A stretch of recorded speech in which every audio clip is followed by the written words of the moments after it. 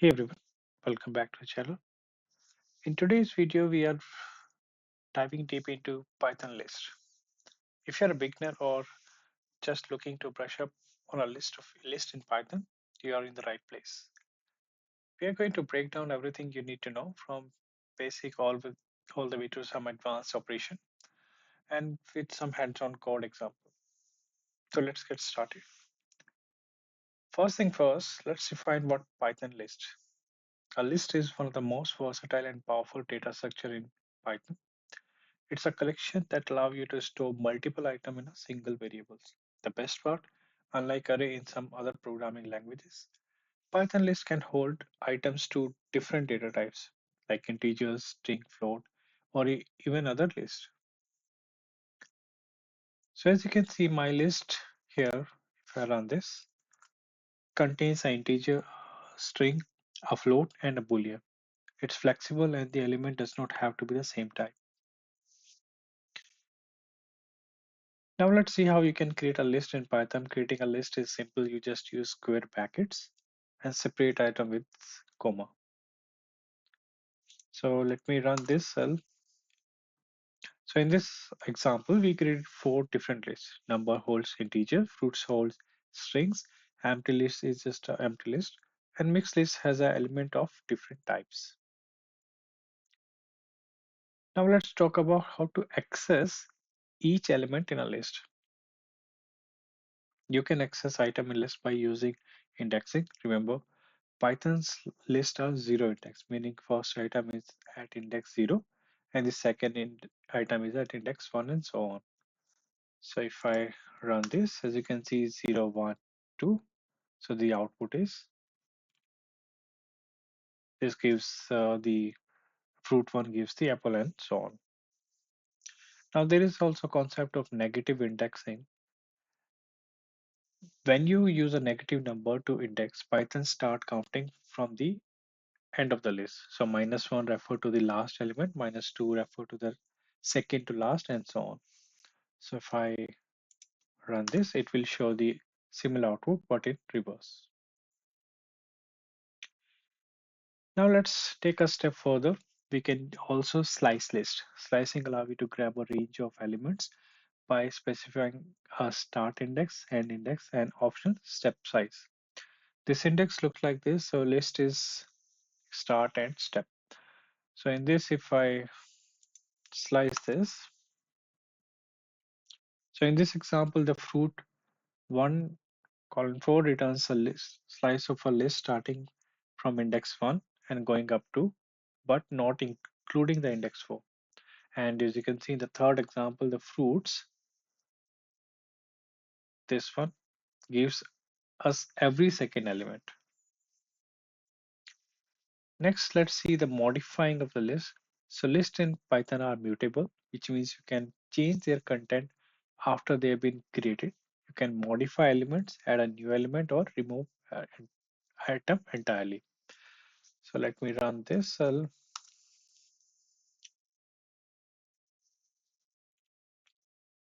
As you can see, we first modify an element by assigning a new value to a index, the fruit kiwi, and we then use append to add a new index and insert to add a new element at a specific position, and finally remove to remove the element by its value. So we remove the banana in this. There is no banana in the output. There are many built-in methods you can use to work with the list in Python. Let's go over few of the most common one. So let me run this. The first one here is the index. So index finds the index of an element, the count how many items appears, how many times an element appears, the short order the list, pop remove the last item, and reverse the list. And if you want to pop, if you want to remove the last element, you can use the pop function.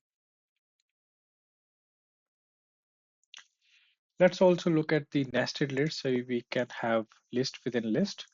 So if I run this,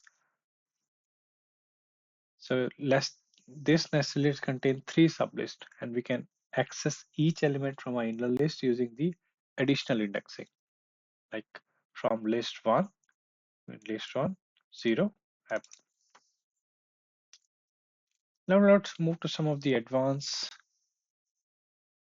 topics in the list, like list comprehension. This is one of the most powerful feature in Python.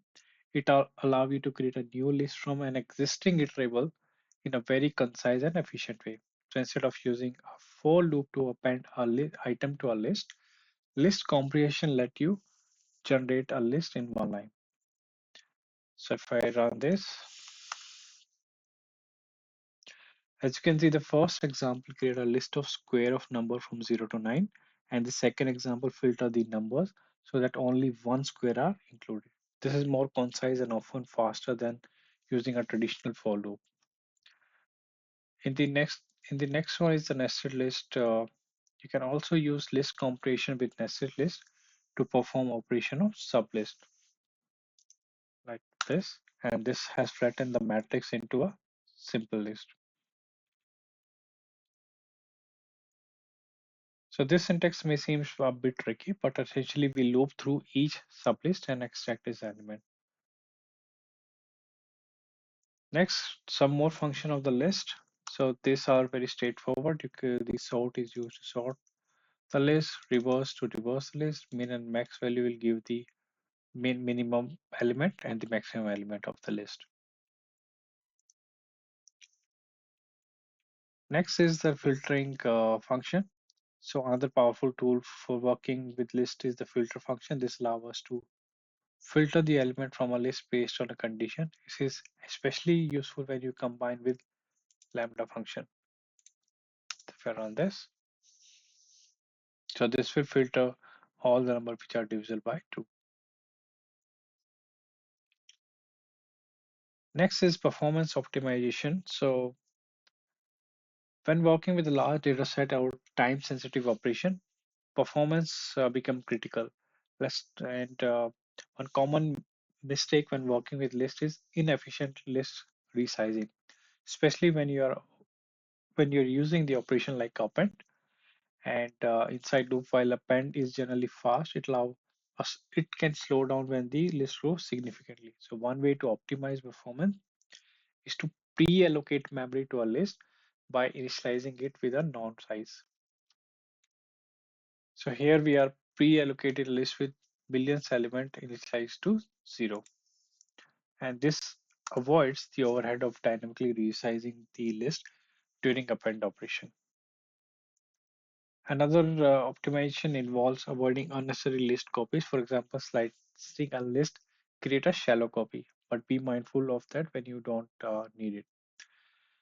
And now explore the multi-dimensional list. So Python does not have a built-in support for multi-dimensional array like some other language, but you can easily work with a nested list to represent the multi-dimensional data. So here I'm creating a 2D list, the matrix, and let me run this. So this example demonstrates how a 2D list access element and even transform a matrix using a list comprehension. So as you can see, it's fairly simple to work with nested list for multiple dimensional data. And finally, let's talk about the iter tools, a module in Python that provide a suite of advanced functions for working with iteration. This module is great for creating a complex iteration from list.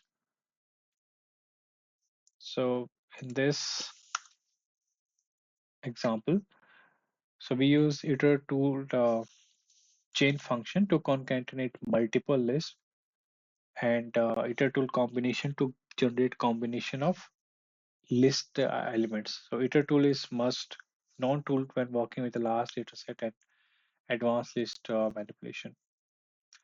And that's the wrap for today uh, for advanced Python lists. So we covered everything from the list comprehension to multi-dimensional list performance tips and powerful iteration tool. If you found this video helpful, don't forget to hit like. Thank you for watching.